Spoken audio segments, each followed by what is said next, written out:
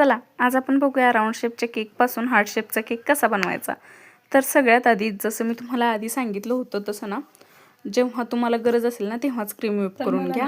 Half केजीचा cake बनवायचा होता, so त्याच्यासाठी मी काय केलंय, हाफ केजीचा जो आपल्याला टॉल केकसाठी लागणारा टीन असतो तो घेतलेला नाही आहे।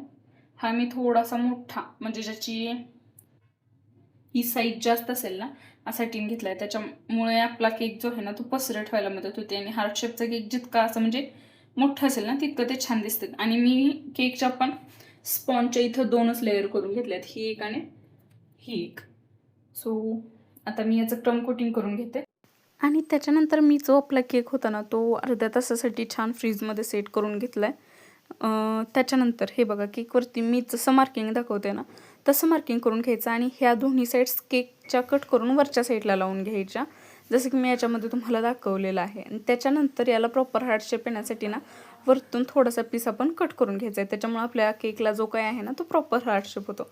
आणि आता तुम्हीच सांगा मला, राऊंड शेपच्या टीनमध्ये बनवलेला हा केक तुम्हाला कसा वाटतोय? हा प्रॉपर हार्ट शेप तुम्हाला वाटतोय का? थँक्यू। श्री स्वामी समर्थ।